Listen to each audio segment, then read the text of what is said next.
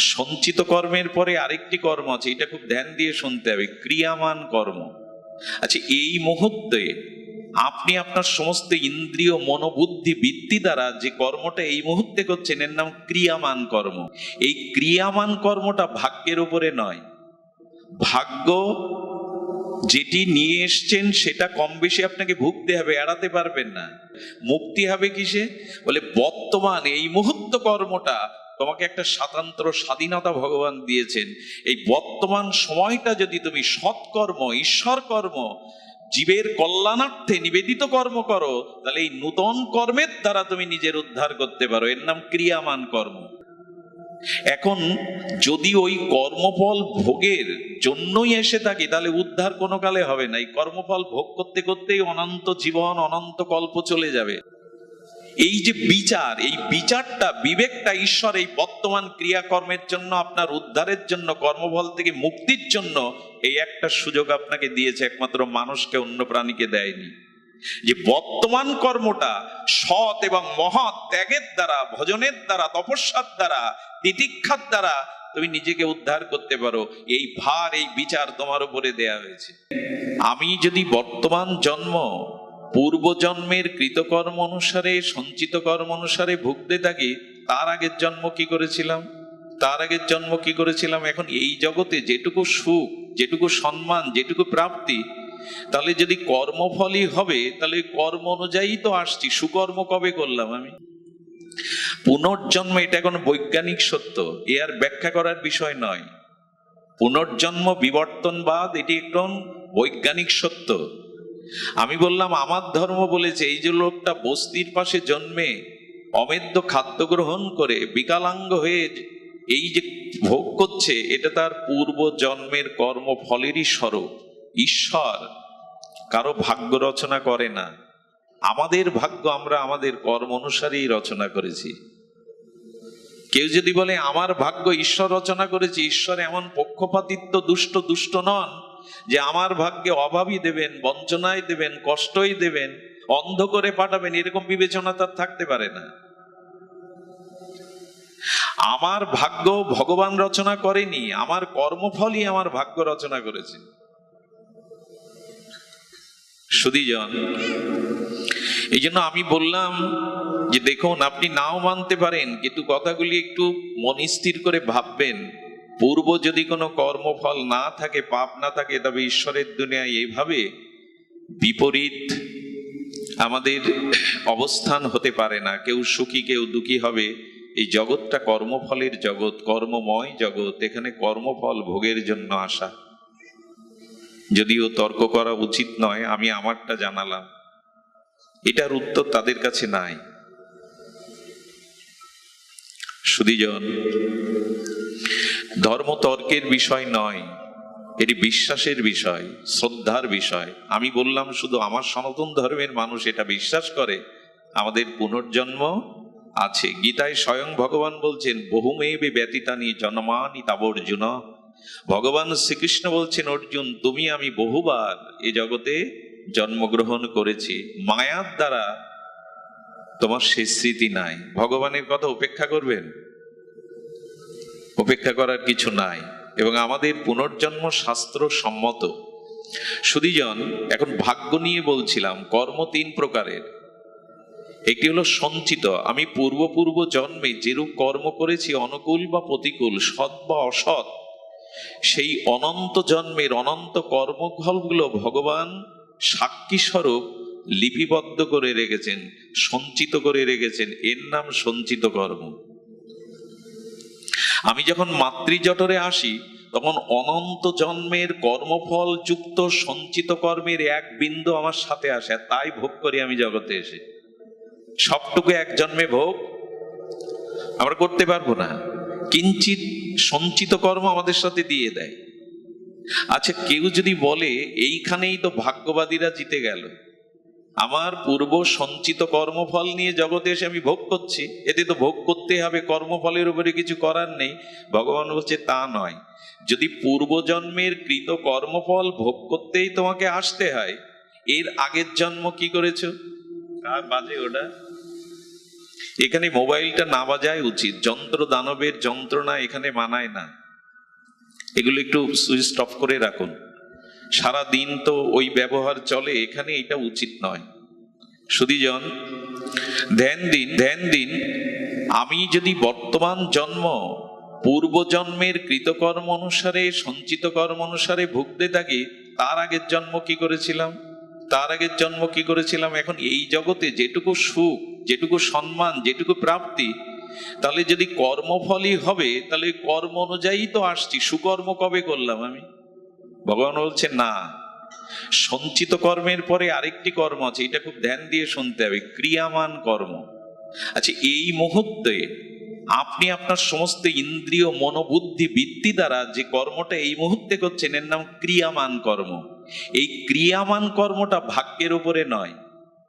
ভাগ্য যেটি নিয়ে এসছেন সেটা কম বেশি আপনাকে ভুগতে হবে, এড়াতে পারবেন না। এখন যদি ওই কর্মফল ভোগের জন্যই এসে থাকি তাহলে উদ্ধার কোনো কালে হবে না। এই কর্মফল ভোগ করতে করতেই অনন্ত জীবন, অনন্ত কল্প চলে যাবে। মুক্তি হবে কিসে? বলে বর্তমান এই মুহূর্ত কর্মটা তোমাকে একটা স্বাধীনতা ভগবান দিয়েছেন। এই বর্তমান সময়টা যদি তুমি সৎকর্ম, ঈশ্বর কর্ম, জীবের কল্যাণার্থে নিবেদিত কর্ম করো, তাহলে এই নূতন কর্মের দ্বারা তুমি নিজের উদ্ধার করতে পারো। এর নাম ক্রিয়ামান কর্ম। আচ্ছা, এই মুহূর্তে আপনি পারেন এখান থেকে উঠে গিয়ে কুসঙ্গে, কুরঙ্গে যেতে। আপনি এখন টিভির সামনে, আপনি নেটের সামনে, আপনি বন্ধু বান্ধবদের সাথে আড্ডা নেশা করতে পারেন। আবার আপনি এখানে এসে এখন ভাগবত সঙ্গে, সাধু সঙ্গে শ্রবণ কীর্তনও করতে পারেন। এই যে বিচার, এই বিচারটা, বিবেকটা ঈশ্বর এই বর্তমান ক্রিয়াকর্মের জন্য, আপনার উদ্ধারের জন্য, কর্মফল থেকে মুক্তির জন্য এই একটা সুযোগ আপনাকে দিয়েছে, একমাত্র মানুষকে, অন্য প্রাণীকে দেয়নি। যে বর্তমান কর্মটা সৎ এবং মহৎ ত্যাগের দ্বারা, ভজনের দ্বারা, তপস্যার দ্বারা, তিতিক্ষার দ্বারা তুমি নিজেকে উদ্ধার করতে পারো। এই ভার, এই বিচার তোমার উপরে দেয়া হয়েছে।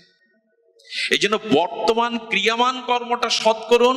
কর্মফল আসবে, ভাগ্যে যেটা আসবে, কিন্তু আপনাকে শেষ করে দিতে পারবে না, কারণ নূতন পুরুষার্থ কর্ম আপনি বর্তমান সৎকর্ম করছেন।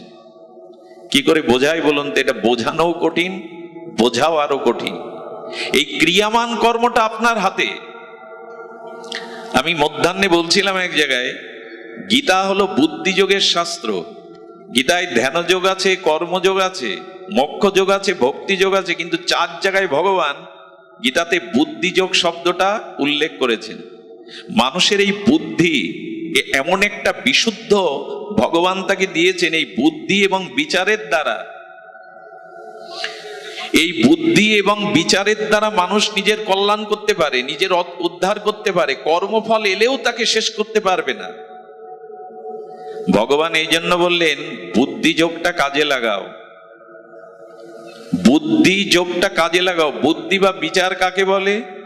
ভালো এবং মন্দ, অনুকূল এবং প্রতিকূল, কর্তব্য এবং অকর্তব্য এটি নির্ণয় করে যথাযথ কর্তব্য কর্ম, সৎকর্ম, ঈশ্বর কর্মে যিনি রত করার প্রেরণা দেন, বৃত্তি দেন, এর নাম সুবুদ্ধি।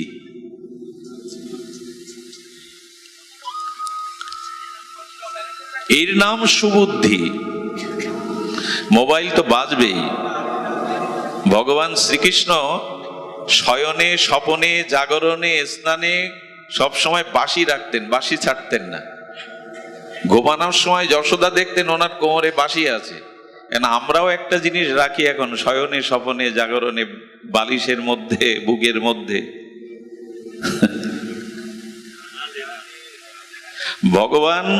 ভগবানের কথা শুনতে এসে পরীক্ষিত মহারাজ দেবতাদের অমৃত ত্যাগ করেছিলেন, যে আমি কথামৃত শুনতে চাই, লীলামৃত শুনতে চাই, স্বর্গের অমৃত চাই না। এখন পরীক্ষিত মহারাজ স্বর্গের অমৃত ছেড়ে দিলেন, আমরা ও জিনিসটাও ছাড়তে পারি না এখানে এসে।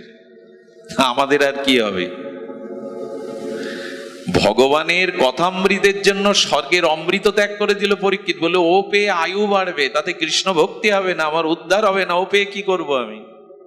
দেবতারাও তো অমৃত পান করেছে, তাতে কৃষ্ণ ভক্তি হয়েছে তাদের। আমি ওই অমৃত চাই না। হে গুরুদেব, হে পরমারাধ্য পরমাত্মা, আপনার মুখে মুখ নির্গলিত অনুভববেদ্য হরি কথামৃত পান করান, যাতে আমি কৃষ্ণ ভক্তি পাই। ওই অমৃত আমি চাই না। এখন পরীক্ষিত স্বর্গের অমৃত ছাড়লেন, আমি যদি এটাও এখানে না ছাড়তে পারি আমার গতি আর কি। ভালো, তাই চালিয়ে যান। মাঝে মাঝে বলি, ওই জিনিসটা যেটা ব্যবহার করছেন না, আপনি মারা যাবেন, আপনার কাঁথা কাপড় বিছানা বালিশ খাট যেগুলো দূষিত হয়ে গেছে, এতদিন পড়েছিলেন, বলবে এগুলো বাবা মার প্রিয় ছিল, দিয়ে দাও। মোবাইল দেবে তো চিতায়? ওটার সাথে দেবে না, একটু দাম বেশি, ওটা অন্যজন ব্যবহারের জন্য রেখে দেবে, সাথে যাবে না তো। এখন কৃষ্ণ কথাটা শুনুন, এই ভজন ফলটা সাথে যাবে, অন্য প্রয়োজনটা নিয়ে এখানে আসতে নাই। কারো খুব গভীর কোনো সংবেদনশীল প্রয়োজনীয় বিষয় থাকলে ওটা মিটিয়ে এখানে আসতে হয়। সুধীজন, ক্রিয়ামান কর্মটা কিন্তু আপনার উপরে নির্ভর করছে। এই যে সুবুদ্ধি দ্বারা আপনি বর্তমান সময়টাকে কোন কাজে আপনি নিয়োগ করছেন, কোন পুরুষার্থে নিয়োগ করছেন, এইটা আপনার স্বাধীনতা দিয়েছেন ভগবান। নালে আপনি তার হাতের শুধু পুতুল হয়ে থাকতেন, আপনার উদ্ধারের কোন ওই ভাগ্যই আপনাকে বারবার জন্ম কর্মফল ভোগ করাতেও উদ্ধার হতো না।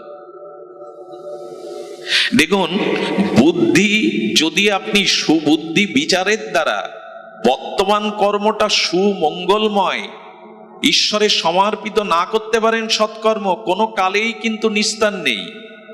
এই জন্য বর্তমান সময়টা কাজে লাগানো দরকার, যেটা এখন আপনারা লাগাচ্ছেন এই নিশি জেগে মাটিতে বসে সাধু সঙ্গে। এই বর্তমানটাকে বলে ক্রিয়ামান কর্ম। আরেকটি কি বলে, এই ক্রিয়ামান কর্মটা আগে একটু বুঝতে হবে। এই ক্রিয়ামান কর্ম যেটি এই মুহূর্তে করছেন, এটা বুদ্ধির দ্বারা করলে আপনার কল্যাণ হয়ে যাবে। আমি কয়েকদিন ধরে এই লীলা দুটি না বলে পাচ্ছি না, লোভ সামলাতে পাচ্ছি না। বুদ্ধি যদি শুদ্ধ হয়, বুদ্ধি যদি বর্তমান ভগবৎ কেন্দ্রিক হয়, সৎ কেন্দ্রিক হয়, উৎস বিস্তারমুখী হয়, কল্যাণপ্রদ হয়, আপনার গতি মঙ্গল হয়ে যাবে। কেমন হবে জানেন? ওই সেই শিবরাম এবং বিষ্ণুরামের কথা। বিষ্ণুরাম শিবরাম একই গ্রামে দুইজন উদীয়মান ধনী। এখন একই গ্রামে পাশাপাশি যদি দুইজন উত্তর উত্তর ধনী হতে থাকে, তাদের মধ্যে প্রতিযোগিতা বাড়বে, কে কাকে টেক্কা দিতে পারে। এখন ভক্ত না হলে, তার ভিতরে যথার্থ জ্ঞান না থাকলে, দুই ধনী একে অপরকে উপরে ওঠার চেষ্টা করবে। কেমন জানেন? একজন যদি কাশ্মীরে যায়, ও দার্জিলিং যাবে। এই দেখ, আমিও ভালো জায়গায় গেছি। ও যদি 10 লাখ টাকা দিয়ে কার কেনে, ও 20 লাখ টাকা দিয়ে কেনে, বলে তোর থেকে দামি গাড়ি আমার। এই প্রতিযোগিতা করতে করতে মাৎসর্য দোষে দুজনের প্রবল শত্রু হয়েছে। ওই প্রতিযোগিতা, কে কাকে টেক্কা দিয়ে উপরে উঠতে পারে। এসেছে শিবরাত্রির দিন। শিবরাত্রিতে কঠোর উপবাস করে কাশিতে গিয়ে বেলতলায় বসে গেছে। ওং নমঃ শিবায়, ওং নমঃ শিবায়। উদ্দেশ্য কি জানেন? আশুতোষ শিবের বরে, ওর থেকে আমি বড় হব, ওকে পরাস্ত করব।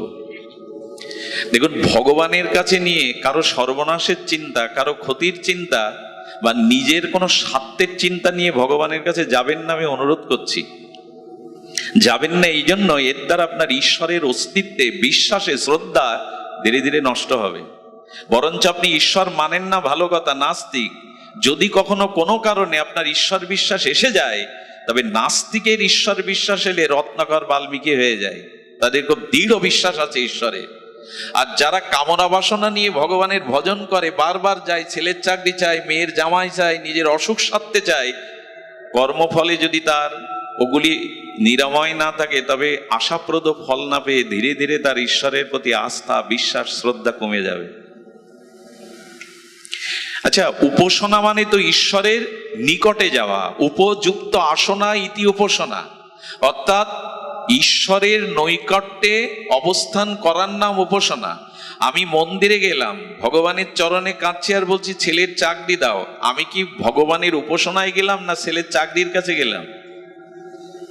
ভগবানের নিকটে যায়নি তো। ভগবানের নিকটে বসে ছেলের চাকরির চিন্তা করছে, আমি উপাসনায় যাইনি। এই জন্য কামনা বাসনা নিয়ে ভগবানের কাছে গেলে ভগবানকে একটা মেশিন বানানো হয়, যে তুমি আমার ইচ্ছা পূরণের মেশিন হও। এই জন্য সসুখ বাসনা কামনা নিয়ে না যাওয়াই ভালো। যদিও আমরা কামনা দিয়ে সৃষ্টি, আমাদের বিভিন্ন কামনা বাসনা তো আছেই। সুধীজন, তো শিবরাম বিষ্ণুরাম দুইজনই শিবরাত্রির নিশীথে তপস্যায় বসেছে, যাতে যাতে কি হয়, ভগবান শিবের বরে বলিয়ান হয়ে আমি ওকে পরাস্ত করতে পারি। ভোরবেলা মাতা পার্বতী জগৎমাতা বলছে, যাও ভগবান, ওদের দেখা দিয়ে কৃপা করে এসো। কেমন নিরম্ব উপবাস থেকে ওম নমঃ শিবায় ওম নমঃ শিবায় জপ করছে সারা রাত। শিব ঠাকুর বললেন, আমি তো মঙ্গলময়, কিন্তু ওরা যে উদ্দেশ্যে বসেছে আমি গেলে ওদের মঙ্গল হবে না। বলেন, এক কাজ করুন, ওকে যা দেবেন তার থেকে দ্বিগুণ যেন আমার হয়। মানুষের বুদ্ধি তো কম না, মাঝে মাঝে ঈশ্বরও ঘোল খেয়ে যায় আমাদের বুদ্ধিতে। কি বলি হারি বুদ্ধি রে। তথাস্থ বলে শিব ঠাকুর চলে গেলেন। শিবরামের কাছে গিয়ে বলছে, দর্শন দিলাম, বর চাও। বলে, প্রভু আমাকে প্রথম দেখা দিলেন না বিষ্ণুরামকে? বলে, ওকে আগে দেখা দিয়েছি, তোমাকে পরে। বলে, ও কি চাইলো আগে বলুন, ওরও তো উদ্দেশ্য তাই। বলেন, ও চাইলো তোমার যা আমি দেব, বর দেব, তার থেকে দ্বিগুণ যেন ওর হয়। বিচার করে বললেন, খুব ভালো চেয়েছি, তবে আমার এক চোখ কানা করে দিন। আমার এক চোখ কানা হলে ওর কি হবে? দ্বিগুণ হবে। মানে এই জন্য বুদ্ধি শুদ্ধ না করে আপনি যা করতে যাবেন তাতে আপনি আপনার ক্ষতির কারণ হয়ে যাবেন। এই জন্য মানুষের বুদ্ধিটা শুদ্ধ হওয়া লাগে। সারা জীবন আপনি হরিনাম করলেন, পরকালে ফল পাবেন, কিন্তু মৃত্যুর সময় যদি কোনো কামনার চিন্তা এসে উদয় হয়, ওই সময় বুদ্ধি যদি কাজ না করে, তবে ওই সময় ওই চিন্তার কারণে আপনার পরবর্তী জন্মের কারণ হবে। এই জন্য বুদ্ধিটা শুদ্ধ করে বর্তমান যে কর্মটা, বর্তমান যে সময় অতিবাহিত করছে, এটা সৎকর্ম করতে হয়, ঈশ্বর কর্ম করতে হয়। তাহলে কর্মফলের সাথে একটা লড়াই চলে তার, এবং এই লড়াইতে জয়ী হয়ে বর্তমান ক্রিয়ামান কর্ম সৎ এবং আরাধনার দ্বারা সে নিজের অমঙ্গল থেকে মঙ্গল করতে সামর্থ্য হয়। এই জন্য তো মানুষ শ্রেষ্ঠ। কিন্তু বর্তমান করছিটা কি? আমরা কর্মফলের সাথে লড়াই করে আমি ঈশ্বর প্রাপ্তি হয়ে নিজের জন্ম মৃত্যু এড়াবো। আমাদের বর্তমান কর্মটা হচ্ছেটা কি? ভোগ বিলাস নিয়ে তো বেশ আছি, অপরের মঙ্গল চিন্তা নেই, জাতি স্বজাতির মঙ্গল চিন্তা নেই, আত্মকেন্দ্রিক আত্মস্বার্থ নিয়ে যদি ক্ষুদ্র চিন্তা নিয়ে বর্তমান কর্মটা করি, অতীতে আরো পতনের কারণ হবে। এই জন্য শাস্ত্র বলছে, বর্তমান ক্রিয়ামান কর্মটা সৎ করো, আদর্শবান সৎ কর্ম ক্রিয়ার মধ্যে থাকো, তপস্যা দান সৎ চিন্তা ভজনের মধ্যে থাকো, যেটা এখন আপনারা করছেন। আর এই বুদ্ধি শুদ্ধ হলে কি হয় জানেন? পাপ কাছে আসতে পারে না। এটুকুনি এখন আপনারা ভাগবতে এসছেন, কোন সুদীর্ঘ সময় থেকে অপেক্ষা করছেন, 3 ঘন্টা আসতে লাগলো, পথ পরিক্রমা, পথটা ভালো না, তা আপনারা বহুক্ষণ ধরে অপেক্ষা করছেন, এবং এখানে নারী পুরুষ সকলে একসাথে বসেছে। এটা এখনকারও বুদ্ধি অশুদ্ধ চিন্তা করার ক্ষমতা হারিয়ে ফেলেছে। নারী পুরুষ তো এখানে একসাথে, কারো মনে কোনো বিকার আসছে না। এর একটাই কারণ, আপনার বুদ্ধিটা এখন শুদ্ধ হয়ে গেছে। বুদ্ধি যার যেমন, বুদ্ধি যদি অশুদ্ধ হয় আপনি এড়াতে পারবেন না, আপনার কর্মফল আপনার পতন আপনি এড়াতে পারবেন না। আর বুদ্ধি যদি শুদ্ধ হয়, বর্তমানে আগামী দিনের উজ্জ্বলতম ভবিষ্যৎ অপেক্ষা করছে আপনার জন্য। বুদ্ধি শুদ্ধ করতে হবে। এই জন্য গীতাতে বুদ্ধি যোগের কথা ভগবান বলেছেন। তবে বুদ্ধি শুদ্ধ এমনি এমনি হবে না, সে পন্থাও ভগবান জানিয়েছেন। তেষাং সতত যুক্তানাম ভজতাম প্রীতিপূর্বকম দদামি বুদ্ধি যোগাম। দেখুন, টাকা রোজগার করার বুদ্ধি, মানুষ ঠকানোর বুদ্ধি, কৌশল বুদ্ধি, এটা মানুষ নিজের বিদ্যা শিক্ষা এবং তার নিজের চিন্তা চেতনা দিয়ে করতে পারে। কিন্তু নিজের জন্ম মৃত্যুকে এড়ানোর, ঈশ্বর লাভের, আত্মকল্যাণ করার বুদ্ধি ভজন ছাড়া, শ্রী গুরু কৃপা ছাড়া, ঈশ্বরের পূর্ণ আশীর্বাদ ছাড়া সুবুদ্ধি কেউ পায় না। আপনি টাকা কামাই করার বুদ্ধি পেতে পারেন, বড় বিদ্বান হওয়ার বুদ্ধি পেতে পারেন, বড় নেতা হওয়ার বুদ্ধি আপনার মাথায় থাকতে পারে, এগুলো পেতে পারেন, কিন্তু ঈশ্বর লাভ, নিজের আত্মকল্যাণের যে সুবুদ্ধি, এটা ভগবানের ভজন থাকে ছাড়া আসে না, গুরু কৃপা ছাড়া আসে না। এই জন্য কেন মানুষকে ঈশ্বরের শরণাপন্ন হতে হবে, কেন সৎসঙ্গ করতে হবে, কেন ভাগবত শ্রবণ করতে হবে, তার একটাই কারণ, দদামি বুদ্ধি যোগম। গোবিন্দ বললেন, উদ্ধারের বুদ্ধিটা আমি দেই, শুভ বুদ্ধিটা আমি প্রেরণ করি তোমার হৃদয়ে, এই জন্য আমার স্মরণে এসো। এটা হলো ক্রিয়ামান কর্ম। এইটা কাজে লাগালে আপনি নিজের কল্যাণ করতে সমর্থ। আর বাকি থাকলো, যারা ভাগ্যের কথা বলে, ভাগ্য কিন্তু একটা আছে, এটাকে অস্বীকার শাস্ত্র করেনি। সেটি হলো প্রারব্ধ। একটা হলো সঞ্চিত, যেটা অনন্ত জন্মের কর্ম ভগবান সাক্ষী রূপে সঞ্চয় করে রেখেছেন, আর সেই সঞ্চয়ের কিঞ্চিত মাতৃ জঠরে ভাগ্য করে দিয়েছেন, আমি তাই ভোগ করছি, আমার ইচ্ছা মতো কিছুই হয় না। আর ওই যে সঞ্চিত কর্ম যখন ফলদানের জন্য কর্মফল রূপে অনুকূল প্রতিকূল সুখ দুঃখ রূপে আমার সামনে এসে উপস্থিত হয়, এর নাম প্রারব্ধ। এই প্রারব্ধকে কেউ খণ্ডাতে পারে না। ভাগ্যর পরিবর্তন সম্ভব, কিন্তু প্রারব্ধে যেটা আছে সেটা খণ্ডাতে পারে না। ভীষ্মদেব সরসজ্জায় শায়িত, শ্রীকৃষ্ণ সম্মুখে বললেন, আমি ইচ্ছা মৃত্যুধারী দেবব্রত ভীষ্ম, আমার গত 100 জন্মে কোনো পাপ নাই। আপনি বলতে পারেন কেশব, হে পুরুষোত্তম, আমি শান্তি পাচ্ছি না কেন মনে? গোবিন্দ বললেন, 100 জন্ম পূর্বে তোমার পাপটা তুমি এখন অনুভব করতে, এই স্মৃতিতে তোমার নাই। 100 জন্ম পূর্বে রাস্তায় যেতে যেতে সরস্বীপ জাতীয় একটা প্রাণী তোমার পা জড়িয়ে যায়, তুমি খুব ক্রূর ভাবে হিংসুক ভাবে তাকে লাথি মেরে ওই কাটার গাছের উপরে ছুঁড়ে ফেলে দিয়েছিলে। ওইখানে দীর্ঘ 15টা দিন যন্ত্রণা কাতর হয়ে সে মরে। ওর মর্মবেদনা, ওর মনোকষ্টটা আর সরসজ্জায় তুমি উপলব্ধি করছো। গঙ্গায় স্নান করলে পাপ ধরায়, আর গঙ্গার গর্ভে জন্মেছিলেন ভীষ্ম, অথচ 100 জন্ম পরে ওই অশান্তিটা তার চিত্তে দেখা দিল। কর্মফল ছেড়ে দেবে? কর্মফল ছেড়ে দেবে না। এই জন্য শাস্ত্রে বলছে, প্রারব্ধ যেটা তোমার জীবনে আসবে দুঃখ হয়ে, জরা ব্যাধি হয়ে, কষ্ট হয়ে, কিন্তু বর্তমান ক্রিয়াকর্ম যদি যথার্থ করতে পারো, একটা লড়াই চলবে তার সাথে, হেরে তুমি যাবে না। এই জন্য মানুষের বর্তমান কর্মটা ভগবৎ কর্ম হওয়া লাগে। এই মুহূর্তে আপনাদের চিত্তে যে শুদ্ধ বুদ্ধি বিচার কাজ করছে, এটি হলো সৎকর্ম, সৎ বিচার, এটি হলো ক্রিয়ামান পুরুষার্থ কর্ম। সুধীবৃন্দ, এই জন্য যারা ভক্ত হয় তাদের জীবনে দেখবেন দুঃখ আছে, কষ্ট আছে, যন্ত্রণা আছে, কিন্তু বর্তমান ক্রিয়ামান কর্মের দ্বারা ভজন সাধন সাধুসঙ্গ করে তারা কি বলে জানেন? প্রভু, আমি এইটুকু বুঝেছি, আমার আঙুলে যদি একটা গ্যাংগ্রিন হয়, আচ্ছা আপনি কি করেন? ডাক্তারকে গিয়ে ফি দিয়ে টাকা দিয়ে অনুরোধ করে এই আঙুলটা কেটে বাদ দেওয়ার জন্য ব্যস্ত হন। আঙুল কেউ কাটে? নিজের অঙ্গের একটা অঙ্গ কেটে টাকার জন্য টাকা দেব, তাকে প্রশংসা করব, তার কাছে গিয়ে বলবো আঙুলটা কেটে দিন। কেন জানেন? আপনার বুদ্ধিতে এইটা এসেছে যে এই গ্যাংগ্রিন যুক্ত অঙ্গুলিটা যদি অপারেশন করে বাদ দিই, পুরো শরীরটা বেঁচে যাবে। এই জন্য পুরো শরীরটা বাঁচবার জন্য ওইটুকু আপনাকে স্বীকার করতে হয়। আপনি হাসি মুখে স্বীকার করে নেন।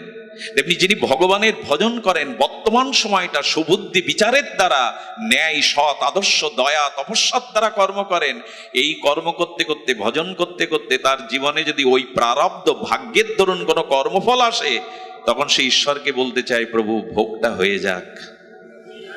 এই ধৈর্যটা, এই সহনশীলতাটা, এই ভাগ্যের সাথে লড়াই করবার মতো একটা সুপুরুষার্থ বুদ্ধি এর মধ্যে ভগবানই দেন। আসুক, আমারই কর্মফল শোধ হয়ে যাক। আঙুলটা যেমন কেটে দিয়ে আসলেন, এই জন্য বর্তমান কর্মটা ভজন করতে হবে, তাহলে ওটাকে একটু লড়াই করার প্রেরণা পাবেন। আমার কর্ম যা আছে তা ভোগ হয়ে যাক, আমি এর জন্য তোমাকে জানাবো না প্রভু, আমার কোন জন্মের কর্মফলটা ক্ষয় হয়ে যাক। এই সুবুদ্ধিটা, এই ধৈর্যটা, দেখুন মানুষের জীবনে ভজনের দ্বারা ধৈর্য আসে, আর ধৈর্যটা হলো আমাদের ভেতরকার শক্তি। এই জীবনে যার ধৈর্য শক্তি নাই, সে তার কোথাও শান্তির কোনো ঠিকানা এই জগতে সে পাবেই না। মানুষকে ভগবান বিচারের দ্বারা, ভজনের দ্বারা ধৈর্যশীল, প্রহ্লাদকে কম অত্যাচার করলো তার পিতা, হাসি মুখে মেনে নিচ্ছে। এই শক্তি কোথায় পায়? এইটুকু ভালো, ভগবানের ভজনের দ্বারা এই বুদ্ধি আসে, আমাকে মেনে নিতে হবে। এর মধ্যেও সে মঙ্গল দেখছে। বলে কি মঙ্গল? বলে দেখো, আমাকে যখন ওরা মানে সমুদ্রে ফেলে দিচ্ছে, তখন আমার মনে হচ্ছে আমার ভগবান তো সমুদ্রের মধ্যেই, আর সমুদ্রের মধ্যেই ভগবান, মানে সমুদ্রের জলে ভগবানের অভিষেক হয়েছে, আমি ভগবানের অভিষেকের চরণামৃত পেতে যাচ্ছি। ভাবা যায়? অগ্নির মধ্যে যখন দিচ্ছে ভাবছে অগ্নিতেই তো আমার ভগবান। অগ্নি ভগবানকে, ভগবানের মুখের দ্বারা অগ্নির ব্রাহ্মণের সৃষ্টি, যেটা ভগবানের মুখেই যাচ্ছে আমি, এই উপলব্ধি করছে। ভগবত কথা শ্রবণ করলে, সাধন ভজন করলে, আত্মজ্ঞান, শুদ্ধ বিচার, বিবেক ফিরে আসলে পরীক্ষিতকে বলছেন আপনার মৃত্যু ভয় নেই। বলে গুরুদেব, আপনি যে হরি কথা অমৃত আমাকে পান করিয়েছেন, এখন বিপ্র অভিশাপে যদি তক্ষক সাপও আমাকে দংশন করতে আসে, আমি আর মৃত্যুকে ডরাই না। কারণ সাপ আমার সামনে আসলে আমি সাপের মধ্যেও ভগবান তোমাকে দেখব, সবার মধ্যে তুমি আছো। মৃত্যুকেও ভয় নেই, এটা ভজনের ফল। মানুষ এত মানসিক রোগগ্রস্ত কেন জানে? এখন মানুষ ভেঙে পড়েছে।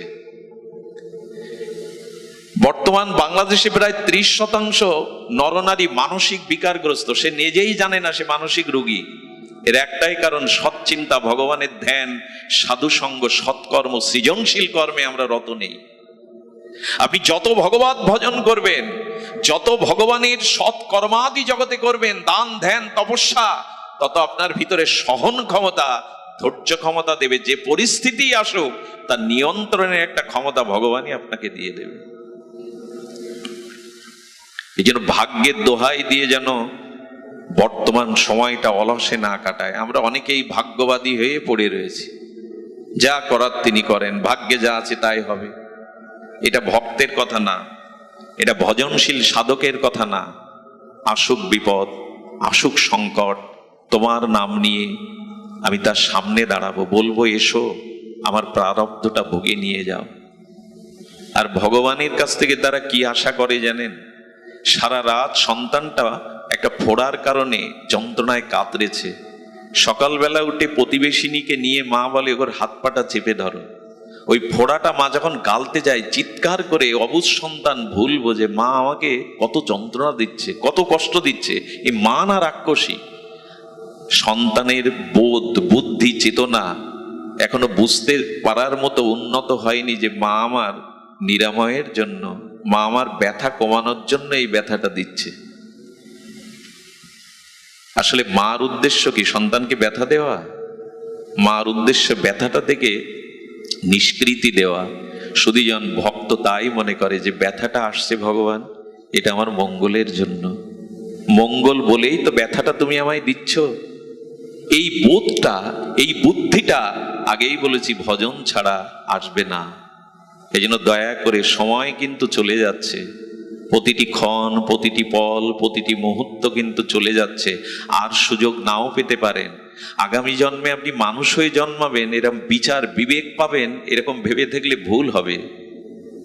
কর্ম যদি সুন্দর না করি, ভগবত আরাধনা যদি না করি, তবে অবশ্যই কিন্তু অধঃপতিত জন্মে যেতেই হবে। এরকম পূর্ণ অবয়ব পাবো না, এরকম পূর্ণ সফল জীবন পাবো না।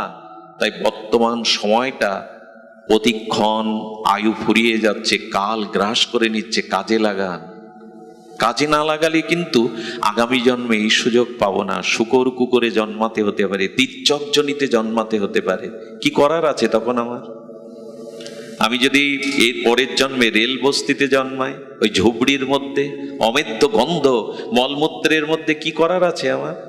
ভগবান আমাকে উন্নত পরিবারে দিয়েছেন, বিদ্যা দিয়েছেন, শিক্ষা দিয়েছেন, পূর্ণ অবয়ব জ্ঞান শক্তি দিয়েছেন। আপনি নাও পেতে পারেন, কারণ ভজন না করলে আগামী জন্ম অধঃপতিত হতেই হবে। ন ভজন্ত তথা অধঃপতস্ধি। ভাগবত বললেন, বিবেক পেয়ে, জ্ঞান পেয়ে, সাধু পেয়ে, শাস্ত্র পেয়ে যদি নিজের উদ্ধার নিজে না চেষ্টা করো, আগামী জন্মে তোমাকে অধঃপতিত হতেই হবে, নিচুকুলে যেতে হবে, তীর্যকজনিতে যেতে হতে পারে। এই হিসাব আমাদের কাছে, এই চিন্তা আমাদের কই? দিন তো ভালোই যাচ্ছে কেটে, ভালো যাচ্ছে না। এই জন্য বর্তমান ক্রিয়াকর্মটি আমাদের সৎ হওয়া একান্ত প্রয়োজন। সুধীবৃন্দ, এই জন্য ভগবানের এই ভাগ্যের উপরে দোহাই দিয়ে ভাগ্যবাদীদের দলে ভিড়ে এভাবে শোভে দেবেন না। নিজের পুরুষার্থ, নিজের চেষ্টা, ক্রিয়ামান কর্মকে যথাযথ রূপে রূপ দিন। মানুষ তার ভাগ্য বদলাতে পারে, প্রারব্ধ ক্ষয় করতে পারে না। গান্ধারীর মতো একজন এত বড় বিদুষিনী নারী, তিনিও কৃষ্ণকে বলছেন 50 জন্ম আমার পাপ নেই, শতপুত্রের শোক কেন পেতে হবে? সবাই জানেন, ভগবান স্মরণ করিয়ে দিল, 50 জন্ম পর্যন্ত তোমার স্মৃতিশক্তি আছে, তার আগের জন্ম তোমার জানা নেই গান্ধারী। তোমার কর্মফলই তোমাকে পেতে হচ্ছে, এখানে আমার কোনো ভূমিকা নাই। সুধীবৃন্দ, ধৈর্য যদি থাকে, সৎ বুদ্ধি যদি গুরু কৃপায় ভজন মহিমায় নিতে পারেন, কি হয় জানেন? আচ্ছা, সোনা সজ্জনার সাধু বারবার ভেঙে গেলেও আবার গড়ে। এটা সন্ত কবিরের কথা। আচ্ছা, সোনা আপনি 10 খণ্ড করেন, আবার একত্রিত করা যাবে কিনা গলিয়ে? আচ্ছা, একটা 100 টাকার নোট মাঝখান থেকে ছিঁড়ে ফেললেন, কোটি কোটি করে ফেললেন, 5-10 খণ্ড করলেন, ওটা চালাতে পারবেন না। কিন্তু সোনা যদি 1 ভরি 10 খণ্ড করেন, চলবে কিনা? চলবে। এ কথা বলবার অভিপ্রায় হলো এই যে দেখুন, ধৈর্য যদি থাকে, বর্তমান কর্ম যদি ভজন সাধন ত্যাগ তিতিক্ষায় থাকে, তাহলে কি হবে?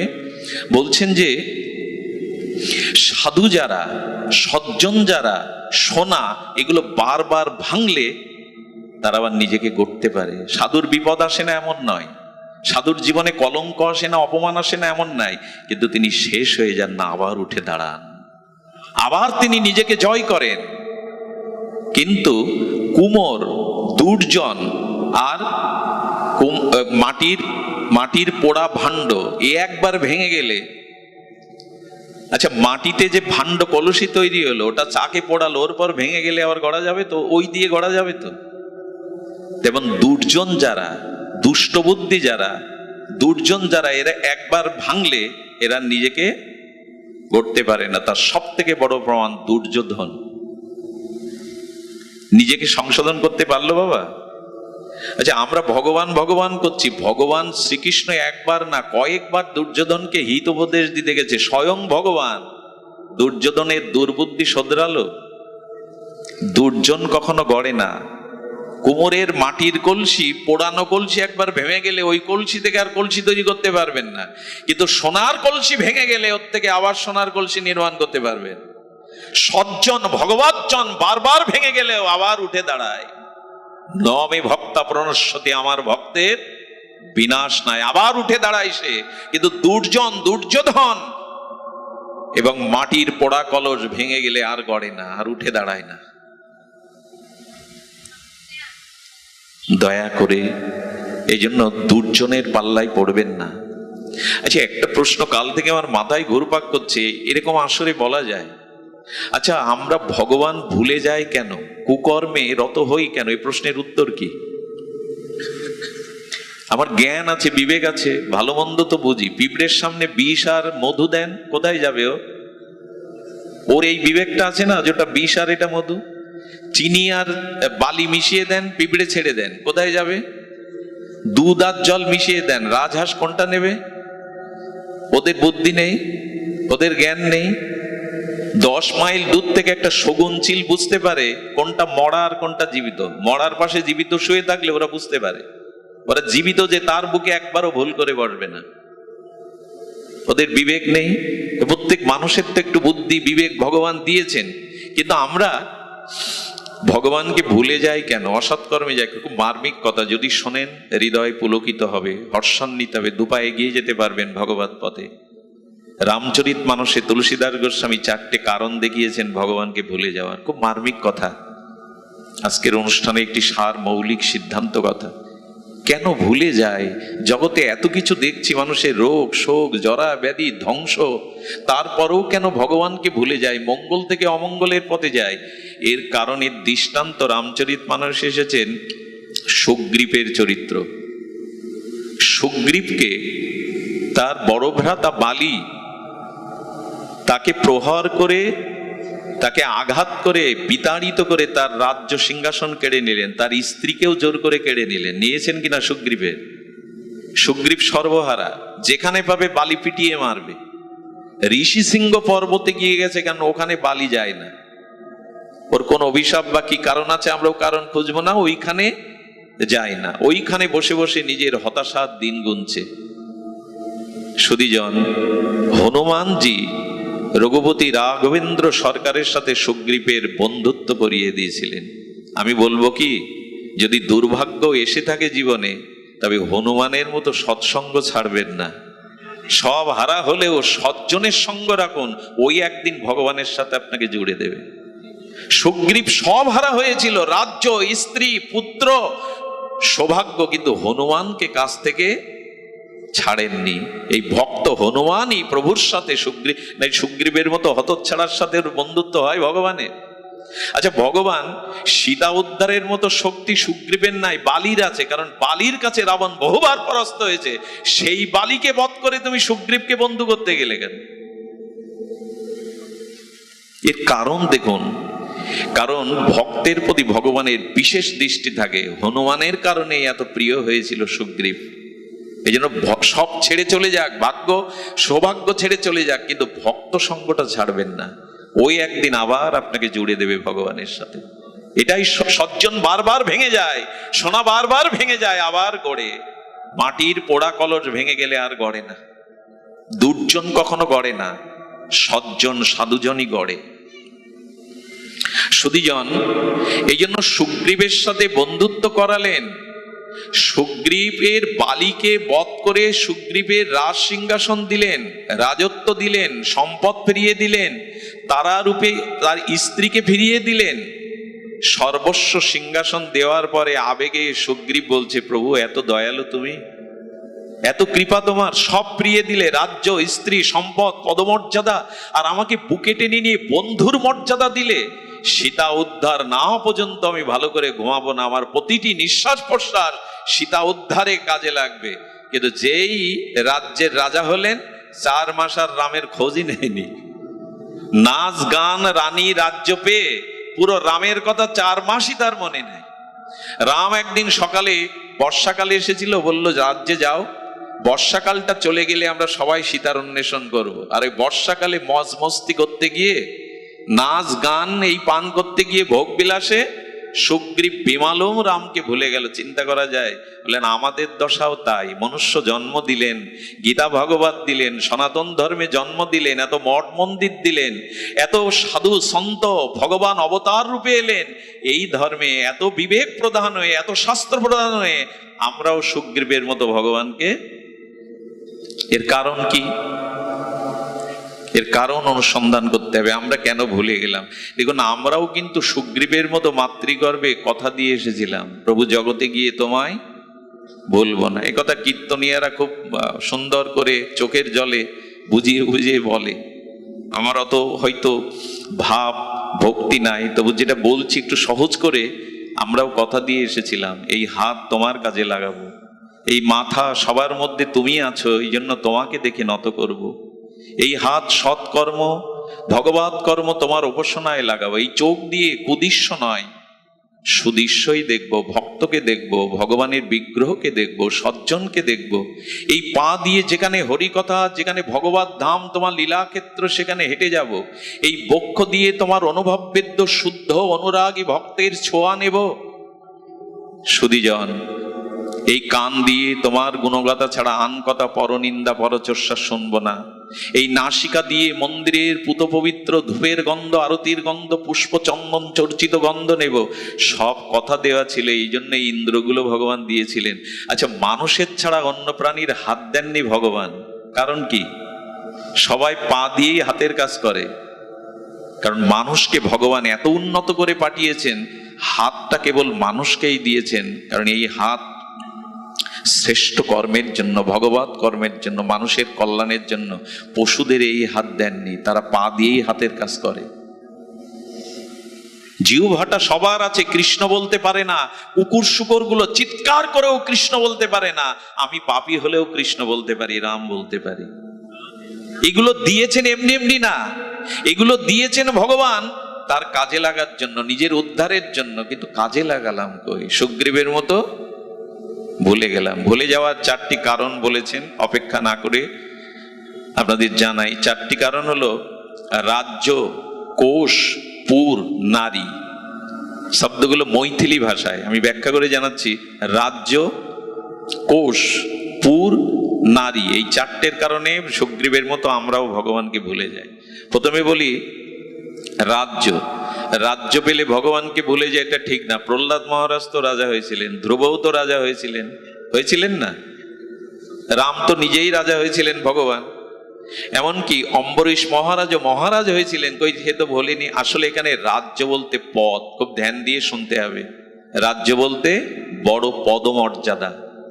একটু সতর্ক থাকবেন। মানুষ যখন বড় কোনো পদমর্যাদা পেয়ে যায়, সেই পদমর্যাদা পাওয়ার সাথে সাথে তার ভিতরে এমন একটা ব্যস্ততা, এমন একটা অভিমান কাজ করে, তখন আর হরিভজন, ভক্ত সঙ্গ, ভগবত কর্মের কথা তার কিছু মনে করবেন না। এখানে যদি একজন মন্ত্রীকে আনেন, তো মন্ত্রীর মালা পরাবেন, একটু সংবর্ধনী সংবর্ধনা দিবেন, 2-4 মিনিট কিছু বলার জন্য উনি বলবেন, দেখুন আমার অনেক কাজ, আমি আপনাদের সময় দিতে পারছি না, দুঃখিত, কিছু মনে করবেন না। আসলেই কিন্তু খুব বেশি কাজ নেই এখন তার, কিন্তু উনি কি আপনাদের মতো মাটিতে বসে, এখানে বসে হরিকথা শুনবেন? বড় পদ পাওয়ার পরে মানুষের ভিতরে অভিমান কাজ করে। এই পদ পেলে যদি বিবেক না থাকে, সাধুসঙ্গ না থাকে, ভগবানের বিশেষ কৃপা না থাকে, তবে বড় কোনো পদে গেলেই ধীরে ধীরে ঈশ্বরের উপাসনা, ঈশ্বরের ভাবনার সময় কমতে থাকে জীবনে।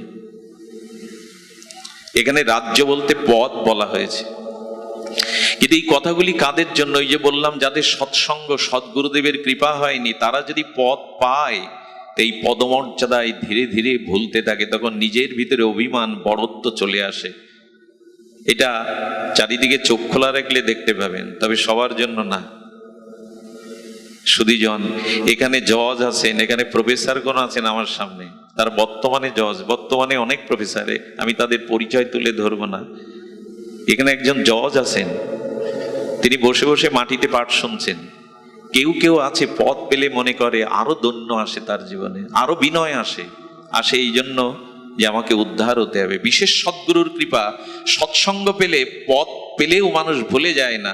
এই যে এই পদটাতে আমি বসিনি, ভগবান শ্রী গুরুদেবে বসি। এখন যদি মনে করি আমি খুব বড় বক্তা, হয়ে গেল, ওই ভগবানের পূজার ছলে ভগবানকেই ভুলে থাকলাম। রবীন্দ্রনাথ এই মরমী কবি বলেছিলেন, তোমার পূজার ছলে তোমায় ভুলে থাকি।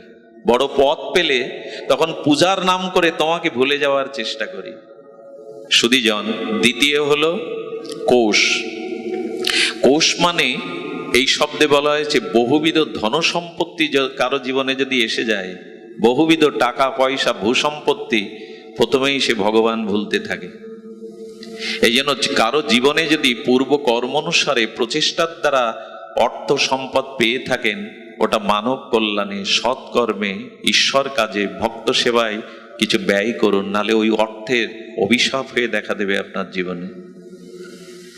এই জন্য অর্থ যেই আপনার জীবনে অতিরিক্ত মাত্রায় আসবে, দেখুন রামকৃষ্ণ দেবের কাছে একটা সহজ সরল যুবক যেত দক্ষিণেশ্বরে, ঠাকুরকে গিয়ে গড় হয়ে প্রণাম করত, কি দৈন্য ভরে ঠাকুরের একটু স্তুতি করত, প্রণাম করত, ঠাকুরের মুখে দুটো কথা শুনতেন। ছেলেটা মাঝখানে আসে না। ঠাকুর একদিন গঙ্গার ঘাট থেকে উপরে উঠছে মথুরের সাথে, ওই ছেলেটা দেখে ঠাকুর গঙ্গার উপরের ঘাটে। ঠাকুরকে দেখে কোমরে হাত দিয়ে বলছেন, মাথা উঠছে, কি গো ঠাকুর, আছো কেমন?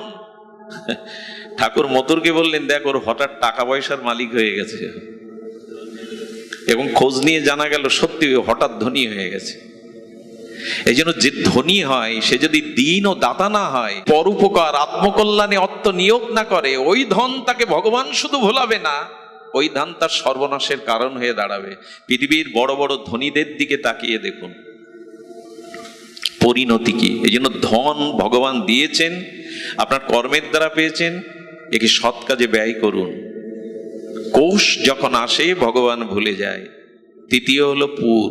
পুর মানে আমাদের এই যে সংসারে স্ত্রী, পুত্র, কুটুম্ব, আত্মীয় স্বজনের প্রতি অতিরিক্ত মোহ যখন জন্মায়, তখনই সে ভগবান ভুলতে থাকে। এছাড়া আমার চলবে না, আমার স্ত্রী, আমার পুত্র, আমার ঘর, আমার বাড়ি, আমি আমি, আমার আমার। পুর, পুর মানে দেহ। সংসারের আসক্তি যদি প্রবল এসে যায়, তখন ভগবানের স্মৃতি আর আপনার থাকবে না। আচ্ছা, আপনি বাড়ি থেকে যখন এই ভাগবত আসরের দিকে এগিয়ে আসছেন, তখন বাড়ি পেছনে পড়ে যাচ্ছে, ভাগবত এগিয়ে আসছে কিনা? আর এইখান থেকে যখন বাড়ি যাবেন, বাড়ির দিকে এগিয়ে যাবেন, তখন ভাগবত আসরটা পিছনে পড়বে, বাড়ি সামনে চলে আসবে। ঠিক তেমনি যদি স্ত্রী, পুত্র, সংসারের আত্মীয় স্বজনের প্রতি প্রবল মোহ বা আসক্তি এসে যায়, তখন ভগবানই আপনার জীবনে বাদ পড়ে। এরাই সব, এদের ছেড়ে কোথায় যাব? এই জন্য সংসারে থাকুন, কিন্তু এদের প্রতি অতিরিক্ত, এরা না হলে চলবে না, এদের মুখ না দেখলে আমার চলবে না, এই মোহে যদি পড়ে যান, তাহলে এই সংসার চক্র থেকে আর নিষ্কৃতি নাই। খবরদার, সংসার করছো করো। গীতায় ভগবান এই জন্য বললেন পদ্ম ফুলের দিকে তাকাও। পদ্মটা জলেই জন্মায়, জলেই ভাসে, কিন্তু জল টেনে নেয় না, ওর অত আসক্তি নেই। অন্য পাতা, অন্য কাপড় জলে দিলে জল তাকে গ্রাস করে পচিয়ে গলিয়ে বিনষ্ট করে দেয়। পদ্ম জলেই জন্মায়, জলেই থাকে, কিন্তু জল নিজের মধ্যে টানে না, এই জন্য তার পচন নাই। সংসারে থাকো, কিন্তু অতিরিক্ত মোহ, অতিরিক্ত আসক্তি এদের প্রতি রেখো না। সুধীজন এই জন্য বললেন পুর। এই অতিরিক্ত আসক্তি আমাদের বন্ধনের কারণ। আমি একটি দৃষ্টান্ত প্রয়াস দেই। অতিরিক্ত আসক্তির পরিণতি ভাগবতে একটা দৃষ্টান্ত এসেছে, উর্নাভ। কি বললাম? উর্নাভ মানে মাকড়সা। আপনি আজই চারপাশে আপনার ঘরে গিয়ে দেখবেন মাকড়সার তিনটি ক্ষমতা ভগবান দিয়েছেন। একটা হলো ওদের গালে লালা আছে, ওই লালা দিয়ে ওরা জাল বুনতে পারে, ওই জালেই আবার স্ত্রী বা বাস করতে পারে, আবার লালাটা ওই জালটা ভেতরে টেনে নিতে পারে। ঈশ্বর যেমন সৃষ্টি করে, পালন করে, আবার ধ্বংস করে, ওদের ভিতরে এই তিনটে ক্ষমতা ঈশ্বর দিয়েছেন। ও কি করে জানেন? লালা দিয়ে শিল্পের মতো একটা জাল তৈরি করে। ওরকম আপনি আমিও পারবো না, কোনো শিল্পী পারবে না।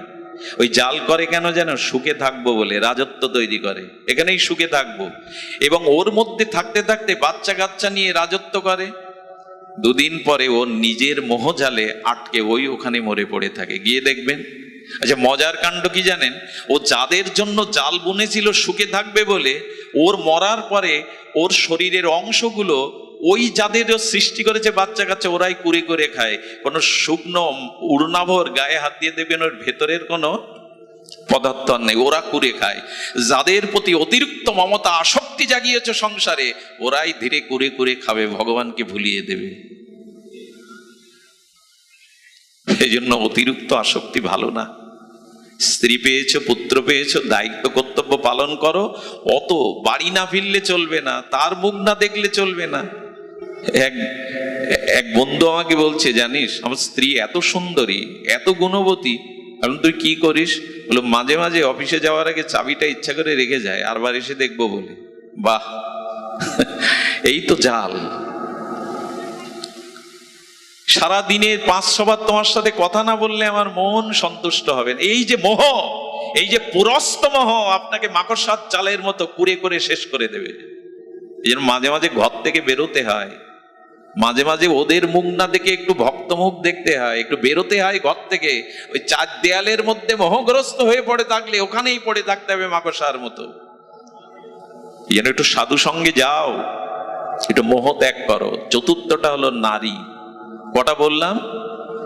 রাজ্য, কোষ, পুর আর নারী। নারী মানে কি? মায়েরা, মেয়েরা, এরা ঈশ্বর ভুলিয়ে দেয় না। নারী শব্দ তা বোঝায়নি। নারী মানে মেয়ে ছেলে, নারী মানে মায়েরা বোনেরা না। এখানে নারী শব্দের অর্থ করেছেন গোস্বামীপাদ কাম। এখানে নারী শব্দের অর্থ হলো ওটা পুরুষ বা নারী সকলের মধ্যেই কাম ভগবানকে ভুলিয়ে দেয়। আচ্ছা, এই রাতের আকাশে এখন সূর্য দেখতে পাবেন আপনি? রাতে সূর্য দেখা, রাত আর দিন একসাথে হবে কখনো? হয়েছে? তো যেখানে রাম সেখানে কাম নেই, আর যেখানে কাম সেখানে রাম নেই। অতিরিক্ত দেহভোগের বাসনা যার আছে কাম, সে ভগবানকে ভুলে যাবে। এই চারটি হলো, একটু বিবেচনা করে একটু সুবুদ্ধি দিয়ে বিচার করবেন, এই চারটি ভগবানকে ভুলে যাওয়ার কারণ। দয়া করে এই চারটি থেকে একটু সতর্ক সাবধান থাকতে হবে। সুধীবৃন্দ, অনেক দেরি করে আসায় আমিও আপনাদের আর অত্যাচার করব না।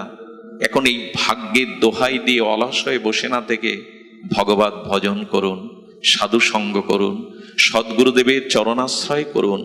এর মধ্যে দিয়ে ক্রিয়মান কর্ম, উপাসনায় রত হলে, ভজনে রত হলে, সজ্জন হলে, সাধু সন্তের বিশেষ কৃপা লাভ করলে আপনি সবকিছুই উদ্ধারের কারণ হয়ে দাঁড়াবেন। উদ্ধারিত আত্মনা আত্মা অবসাদয়ে। নিজের আত্মাকে আপনি শত্রু করবেন না, মিত্রই হয়ে যাবে আপনার কাছে। আপনি আপনার বন্ধু, আপনি আপনার শত্রু। সুধীবৃন্দ, এই জন্য যেটা প্রয়োজন, সেটি প্রয়োজন হলো ভগবানের চরণে আত্মসমর্পণ।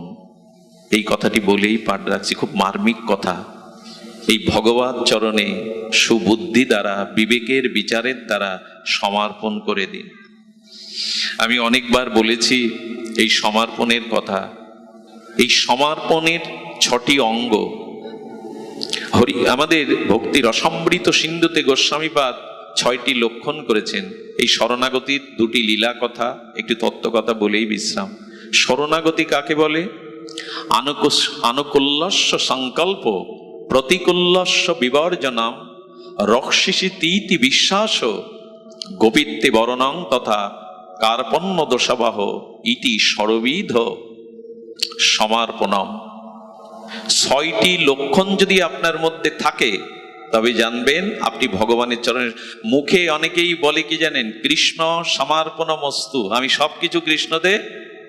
অনেকেই দেখেছি দোকানে লিখে রাখে এ দোকানকার কৃষ্ণ সমর্পণ মস্তু, অর্থাৎ আমি সব কৃষ্ণকে, এরকম মুখে বললে আত্মসমর্পণ। আপনি যতই সাইনবোর্ডে ঘরে লিখে থাকেন কৃষ্ণ ভবন, কানাই ভবন, এই ভবনটা আমার না, এরকম বললে শরণাগতি লক্ষণটা নয়। কৃষ্ণ সমর্পণ মস্তু এ যতই লিখে রাখেন, যতই মুখে বলিয়া ওড়ান, গোস্বামী বলছেন শরণাগতি এটা না। শরণাগতি কি কি করে বোঝায় বলুন? একজন তীর্থে গেছে দীক্ষা নেওয়ার জন্য, আর আজকাল কেউ দীক্ষা নেওয়ার জন্য ব্যাকুল হয়, জেনে না শুনে যেখানে সেখানে দীক্ষার জন্য দীক্ষা কানে মন্ত্র নিতেই হবে। এক আশ্রমে গিয়ে এক বাবাজিকে বলছেন আমি দীক্ষা নিতে এসেছি, আমার কানে দীক্ষা দিন। দীক্ষার সে বোঝেও না। এখন গুরুও পেয়েছে যেমন, যে যেমন আধার সে তেমন আশ্রয় যায়। গুরু কানে ফু দিয়ে কি বললেন, বলে যা দীক্ষা হয়ে গেছে। বলে ফু দিলেন দীক্ষা হয়ে গেছে? বলে হ্যাঁ এখন দীক্ষা হয়ে গেছে, এখন দক্ষিণা দে। বলে আপনি দীক্ষায় কি দিলেন আগে বলুন। বলে না রে বেটা, তর্ক করছিস, আমি যা কানে ফু দিলাম এটাই দীক্ষার, এর কারণে তুই বৈকুণ্ঠ পেয়ে যাবি, যা এবার দক্ষিণা দে। এও কম চালাক না। এ বলছে তা আমাকে যখন আপনি বৈকুণ্ঠে দিলেন, আমি দক্ষিণা স্বরূপ, উনি বাস করছেন উদয় চলে, বলে এই উদয় চলটা আপনাকে দিয়ে দিলাম। বলে বেটা ঠাট্টা করছিস? হ্যাঁ, উদয় চল তোর বাপের, ঠাকুর দাদা, যে তুই আমাকে দিয়ে দিলি। বলে বৈকুণ্ঠও কি তোমার বাপের? কানে ফু দিয়ে বৈকুণ্ঠ দিয়ে দিলে আমায়। এরকম আত্মসমর্পণ না, এরকম দীক্ষা নয়। কানে ফু দিলাম সব হয়ে গেল, আমি গুরুচরণে সমর্পণ করে দিলাম, এরকম ভাববার কারণ নেই। শরণাগতির 6টা লক্ষণ।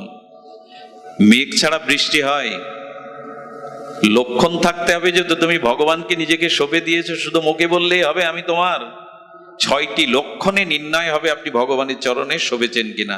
তার প্রথম লক্ষণ হলো আনুকূল্যস্য সংকল্প, অর্থাৎ ভগবানের অনুকূল বিষয়গুলিকে সংকল্প রূপে, দৃঢ় রূপে মেনে নিতে হবে যে ভগবান আমার জন্য যা মঙ্গল আমাকে তাই করেছেন। দেখুন সমর্পণের 2টো দিক আছে, এক বিড়ালি আর এক বানরি। বানরি যখন বাচ্চা পাড়ে, বানর হনুমান, ওরা যখন বাচ্চা পাড়ে তখন বাচ্চাগুলো কি করে জানেন?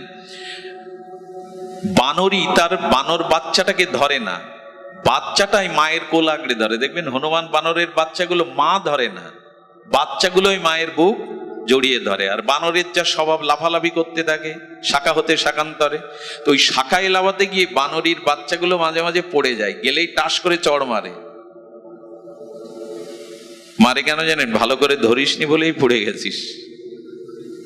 এটা একরকম সমর্পণ। আর বিড়ালি যখন ছোট বাচ্চা পারে না, বিড়ালিগুলো ওরা দেখবেন ওদের বাচ্চাটাকে ঘাড় মোটকে ধরে, ধরে ওদের সুখের জন্য 10 বার ঘরে স্থান পরিবর্তন করে। আচ্ছা বিড়ালি যখন বিড়ালির বাচ্চাকে ধরে, ওর থেকে পড়ে যায়? তো পড়ে যাওয়ার সম্ভাবনা নাই।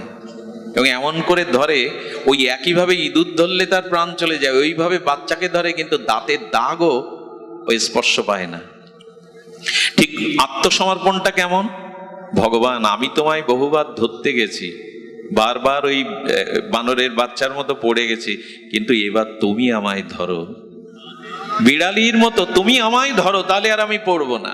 আমি এসেছি তোমার চরণে, তুমি আমায় ধরো।